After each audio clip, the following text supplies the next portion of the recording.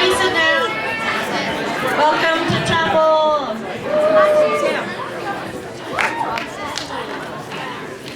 Hello. I'm here to make a really quick announcement. Pretty sure you all know, because we put up a lot of signs, and also probably just know that prom is this weekend. And so yeah, it's gonna be really fun. It's for juniors and seniors, unless you're asked to line up classmen because you're cool. But yeah, we're gonna have prom over at a church in somewhere. I don't know a lot. But it's all online, and yes, if you have any questions, I'll figure something out and help you.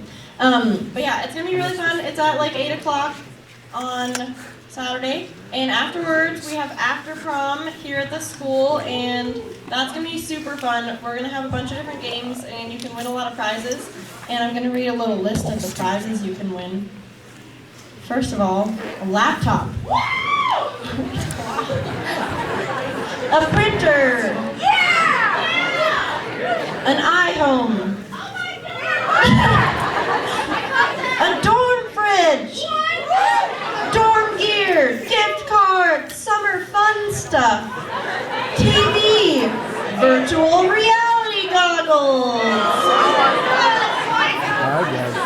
And the best prize of all is having fun with your friends. And everyone who comes will win that one. So it's gonna be really fun. Everybody come, get yourself pumped, make sure you buy tickets. Yay. I just want it to be like freaking this tall. We should. Look at that domination of service. All right, everyone go ahead and stand up. We'll start our morning right with some worship.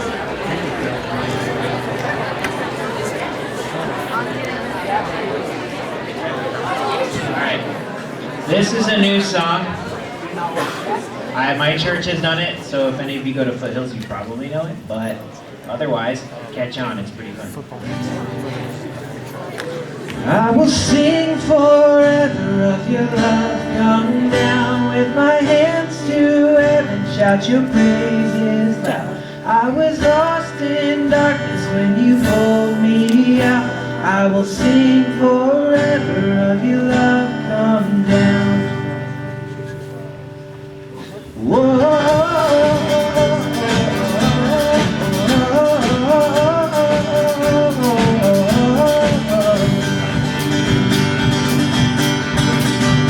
I once was blind, I could not see. Chains of sin had shackled me, but God in heaven heard my plea. Jesus, Jesus, rescue me. Oh Jesus, Jesus, rescue me. I will sing forever of your love. Come down with my hands to heaven, shout your praises loud. I was lost in darkness when you pulled me out. I will sing forever of your love. Come down. Oh, oh, oh, oh, oh, oh, oh, oh, oh, oh, oh.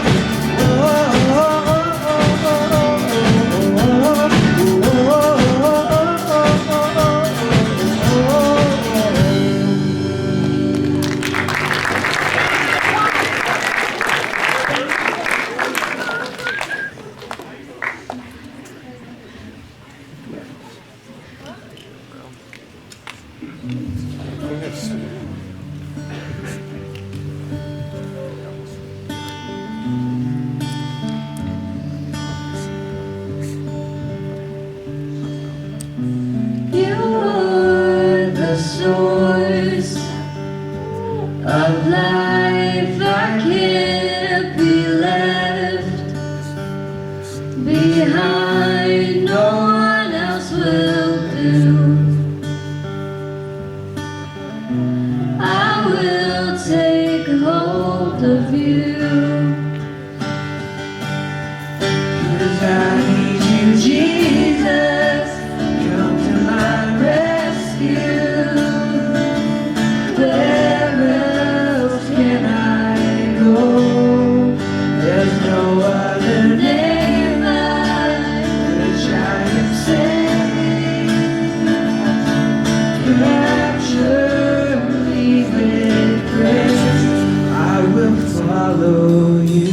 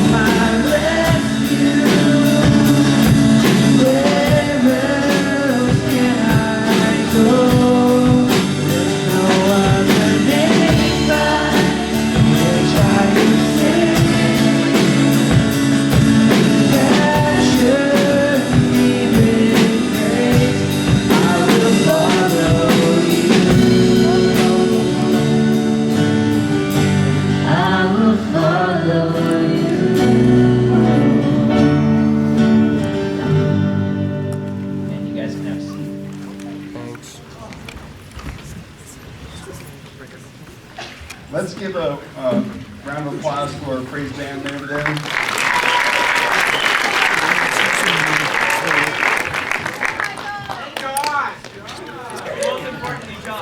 And most importantly, Josh. All right. Well, hey, we have a couple of guest speakers today, and we have a little video that we're going to show while I kind of intro the first one. So after growing up in and around addiction and violence as an adolescent, Vance struggled with substance abuse and domestic issues for much of his NFL career and years after. A full-blown alcohol addict and near-death experience in 2009, Vance again suffered from addiction after trying on his own to stop. After 4 months of abstaining, it only took one Mike's Hard Lemonade to spiral him back into alcoholism and drug use. Vance was then contacted by the NFL, who offered to pay his way to rehab in 2013.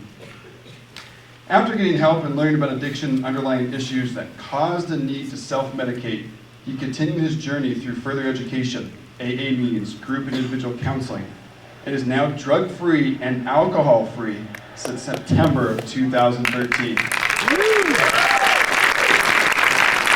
What you're seeing up on the screen right now is actual NFL footage of Vance playing with John Elway and the Denver Broncos. You have a chance to talk with him at the end. He does have one of his Super Bowl rings.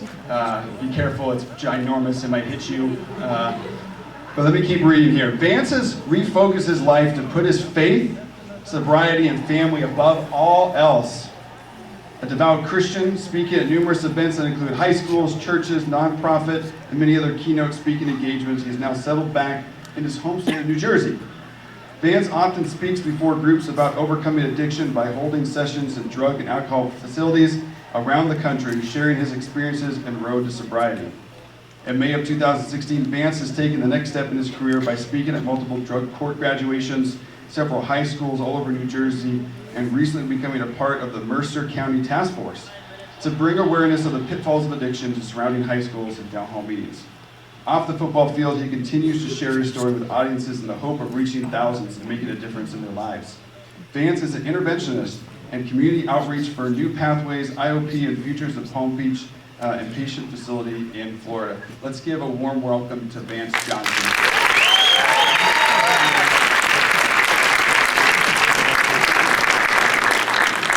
Good morning, guys. So we're the real believers that in the house. Amen. Thank you so much for allowing me to spend this time with you today. I was really excited about it. In fact, I usually pray for everyone that I have a chance to speak to. And today, since I was out in the hallway and had to go to the restroom, I prayed for you guys while I was in the restroom.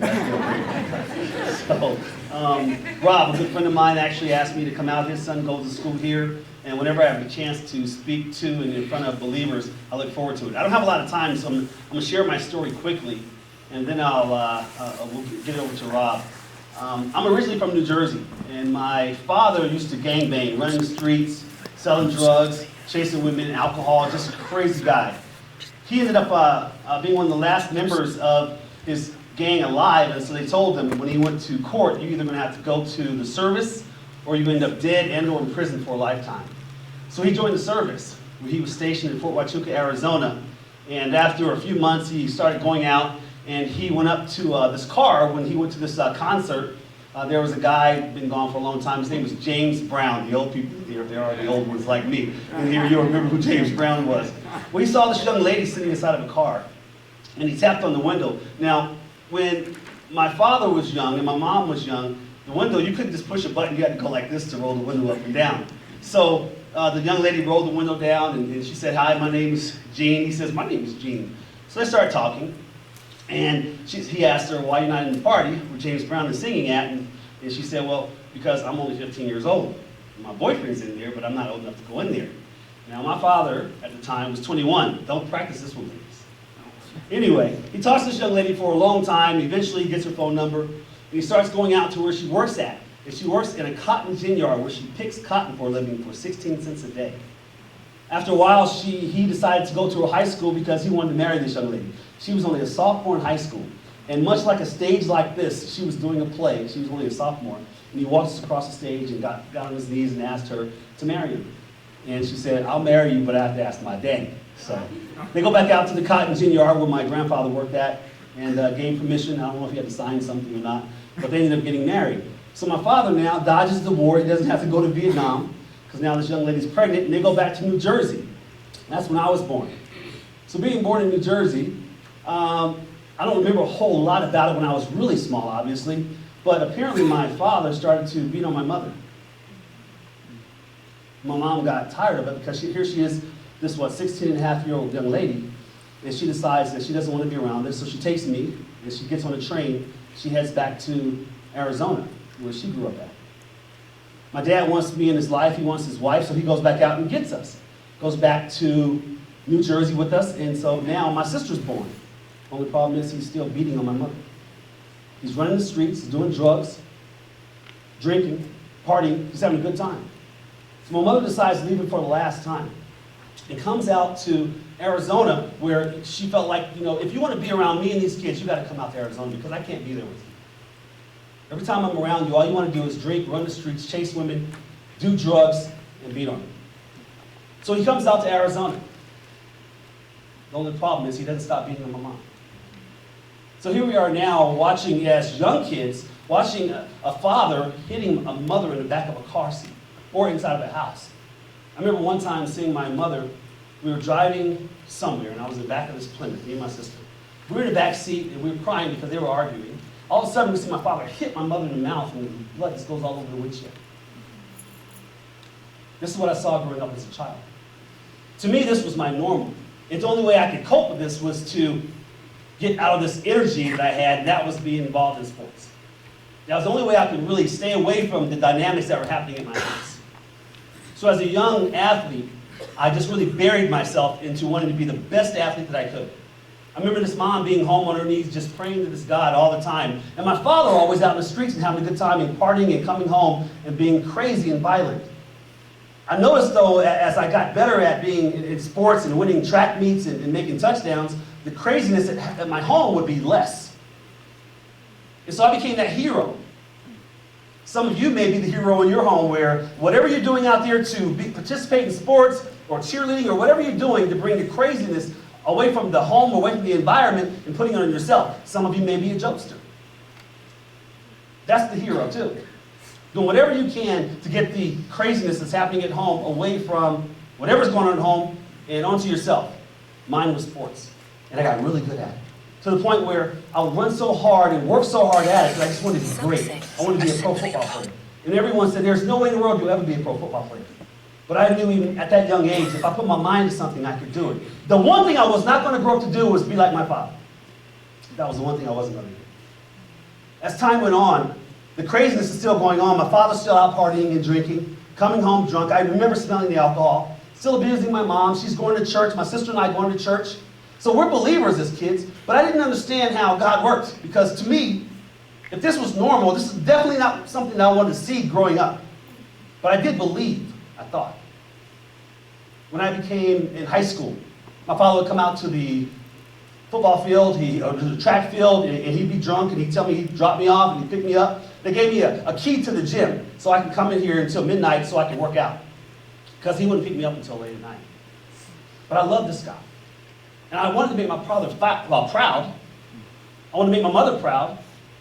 As time went on, I ended up being one of the #1 long jumpers and runners in the history of Troy High School. And then all over the country now. I was in the Pan American Games where I won the long jump, participating and competing against people from all over the world. The one thing I didn't want to be was like my father. I ended up getting drafted by the Denver Broncos. 1985. The old Broncos. So I'm on the airplane and I land here in Denver.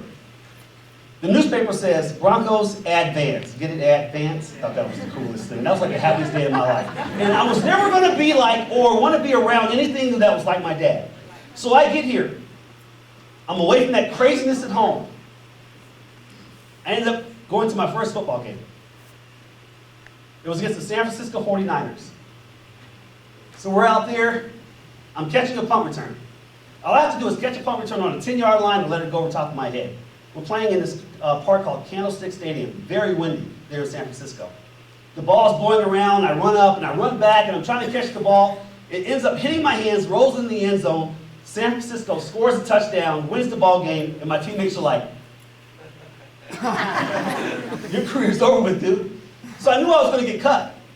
So when we flew home, I was so stressed out by the next morning, I didn't know what I could do to get rid of this edge that was on me. These guys decided to stop by a liquor store. I said, no, I don't drink. They said, come on, man, just one shot of tequila. I had a shot of tequila. I was like, oh, I could do this. So you tell me whenever I'm stressing or dealing with something, I can just do a shot of tequila, and it'll make the pain go away. Later on, I started smoking a little bit of weed. After that, I started taking these prescription pills so I can get rid of the injuries that I had on the football field. And then in combination, I could deal with life all over the place. This is the only thing that was missing in my life? So now I start dating a girl. I end up having sex with her. She gives me a call from Houston, Texas. Says I'm pregnant, and I'm going to have an abortion. And I beg her not to have an abortion. And I said, please don't have an abortion. My family doesn't believe in killing babies. She said, only if you marry me. So I ended up catching the airplane out to Houston. We fly out to Las Vegas and get married. We come back to Colorado. I'm still playing ball. We have a little boy. One day I'm in the shower with about 90 other football players, and one of the guys says, how's our girl Ange? I'm like, what? And another guy said, yeah, you know Ange. Everyone knows Ange. That was my wife. We'd had a son, and these guys had been having affairs with her. And so I ran home, and I was so freaking angry. Can I say freaking? I'm sorry, that's it. I apologize. I ran upstairs, and I was so angry, I ended up pushing her into the closet door. And I started punching the walls, and I started screaming and yelling. And I noticed her laying there on the ground, and I thought she was dead. So I dragged her into the bathroom, and I started throwing water in her face to try to revive her. But I was still so angry because of what I felt like she did to me that I didn't deserve. And so I was screaming even more, and I was throwing things even more. And I got even more crazy. Who would I just become? Who would I just become? My father. Because it was my normal. But you know what I felt like? I felt like I'm not like my dad.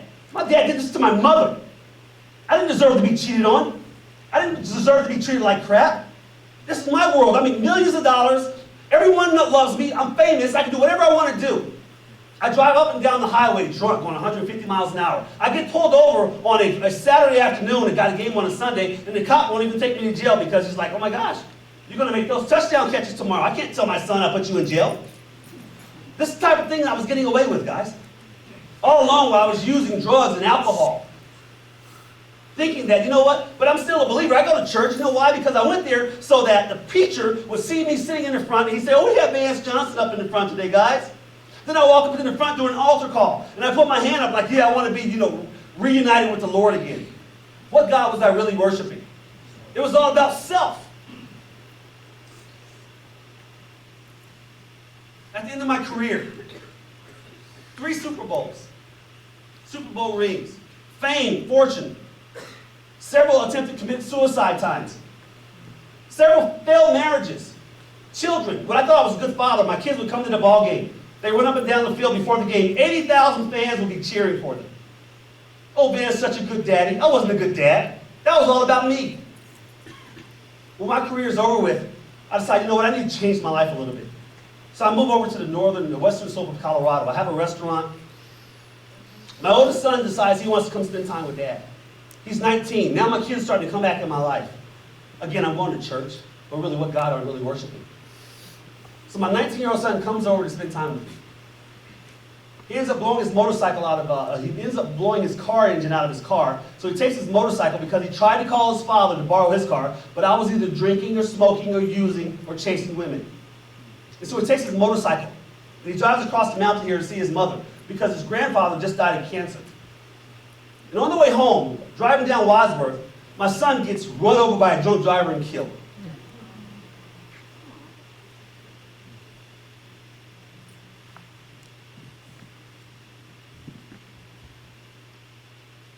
I wanted to stop by his gravesite before I came here today, but I wouldn't be able to hold it together if I did. And so what do? To cope, I started drinking and smoking and using even more. I don't know if you have the photo, guys, that you can put up of my son. I couldn't get the original picture of the motorcycle because I just can't look at it. So I just grabbed one off Google because I don't want to see the one that my son died on. That's my son, that was 19 that got killed.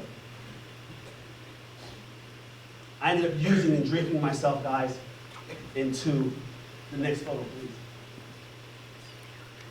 Coma. This was my use. This is where it led me. Drinking, smoking weed, taking prescription pills. My sister came and took this deathbed picture of me. And this is the good part. When I woke up, I had this tube hanging out of my penis. I had all these tubes hanging off of me. I was crapping all over myself, and they would come in here and roll me over and wipe it off. This is the great Vance Johnson, how it ends for his life. This is where all this money and fame and fortune and being so popular led me. One day, I'm sitting there in the bed. I look over at the door. Now, I know you guys will hear me because you're believers. And I see these shadows walking inside. They're different height and sizes. They would come every day. And they'd like look over the bed. And they'd leave. And they would come again the next day. But nobody else saw them. Those weren't angels. They were exactly what the enemy sent to say, you know what? We got another one. I believe Satan himself sent those damn things. When I got out of there, I thought if I just go back to working hard like I did when I was your age, that I could beat this addiction stuff. So for 4 months I stayed sober. And then I went golfing and had a Mike's Hard Lemonade. And I was off to the races again. After my then 7th marriage, living in my parents' house, throwing up blood, puking blood, crapping blood everywhere, a former NFL ball player called me from Florida and said, NFL, your 7th ex-wife reached out to the NFL and said, you're killing yourself, and we want to offer you some help. And I ended up catching an airplane out there after crying to this God in the middle of a canyon, just screaming out like the Bible says, fervently reaching for and asking God to help me. And hearing a voice saying, you have to empty yourself now. You have to lose your life to save your life, Vance. So I went to rehab. They paid for 28 days, and all I did was get there and get on my knees and pray and learn about addiction. And see that I had so much in common with so many other people and underlying issues when I was young like you. And seeing how I was going to cope with things in life. What happened to me when I grew up? How did I cope? And that was by drinking and by using. And it starts really small. And I remember when I left there, I realized why I wore that jersey. That's the reason why I was so famous, so I could have a mighty fall. So God could use this person that's broken. So I can come out here and talk to kids like yourselves, right here, where I come from, I feel like, Colorado, to tell you young ladies, don't go out with a creep like me. I'm sorry, as a father, I didn't raise you the right way. Don't give up your virginity. Do what the scriptures call you to do. Get on your knees and pray. And to you young men, you don't want to grow up to be like me as a father. I wasn't in your life. I used. I didn't show you how to worship the Lord. I didn't show you how to walk in his ways. I didn't show you how to get on your knees at nighttime and give just praise to the Almighty God. It's all about him anyway, guys. I'm not deceived anymore. I don't know how much time it is, so I just want to tell you guys the story I was reading. I was just asking God, what can I share with these kids, God, that you would want them to hear? Because you guys are like a small group, a sea of kids your age. And there was this guy named Gideon in the book of Judges. And he was called to fight this war. And he only had like 32,000 people. And they were going to go against 135,000. And God said, it's too many. He was like, it's too many? We only have 32,000. He said, it's too many. So he said, go back and ask those who are scared to go back home. So he said, whoever's scared, you can't fight with us. Now they're down to 10,000 out of 32,000. And they're going to go against 135,000, 10,000. And God says, still too many. So he told them to go down to this water. And whoever would go down and drink the water with their face, he told them that they had to go home. And only the ones who cupped the water with their hands could stay and fight. Now they're down to 300 against 135,000. And the reason why is, so when they won that war with 300 against 135,000, no man could boast. You only boast in Christ, guys. You're that 100. You're that 300 rather, or 100 against the entire world. And you guys make a difference because you guys are believers. I have an 8-year-old now and a 12-year-old that I adopted. That God put back into my life. He restored everything that the locust stole from you guys. This kid that I adopted, that's 8-year-old, my son, he was born the week my son got killed. And I didn't even know that this broken person had to go get sober, so that once I started walking and knowing who Christ was, he gave me a son.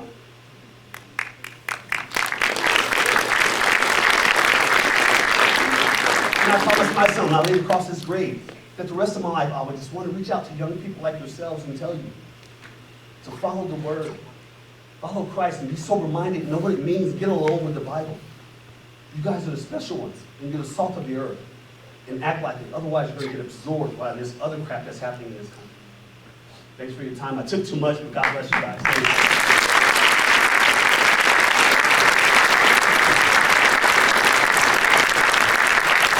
Thank you so much, Vance. Powerful story.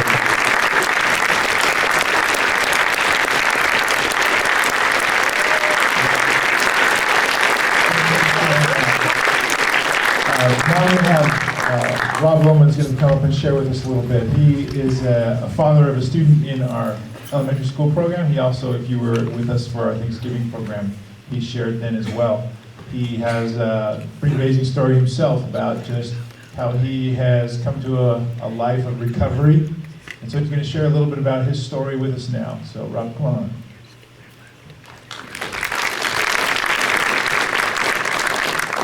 All right, how's everybody doing? Yeah, awesome. All right, question for you. How many people are older than 14 years old? I started using at 14 years old, so just to give you a perspective.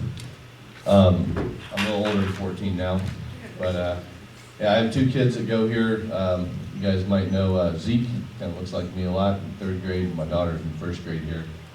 And another question for you is, how many people, and my wife's actually here, hi babe. How many people, and don't be ashamed by putting your hands up, I'm not saying it's you or your parents or anybody, but how many people in here have been affected by somebody in their life that has an addiction issue? Look around, you guys. Addiction is everywhere, and I mean, I grew up in a Christian household, went to church, did the Bible study thing, went to Young Life, and I mentioned this before, and when we talked last Friday, but you know, I was the kid that brought alcohol to the Young Life ski trip. You know, everyone know what Young Life is? Yeah, so I mean, I was the kid that went to church and had that image, but I also felt like I had this gift to try to blend in and be accepted by every group that was around me. And so along the way, I kind of lost my identity. And from 14 to 29 years old, drinking and drugging is what I did. When I was in high school, like you guys, I mean, I was a guy who went with a group of people out to lunch and decided to go get drunk during lunch and go back to school. You know, but I was better than other people because I always had people around me that drank worse than me. You know, you have those friends in your life that are just kind of worse off than you, so it doesn't make you feel as bad. So I surrounded myself around people, but I was also, you know, the popular guy in school too. And I wasn't the big athletic guy. Brad Wilson was. We were kind of like, Brad was the big athletic guy, and I was kind of friends with everyone else around. But I did everything I could to try to fit in with people around my school and everywhere. I'd act differently around my parents. I'd act differently around teachers, around my coaches. But I always tried to present this image that Rob was this happy-go-lucky guy.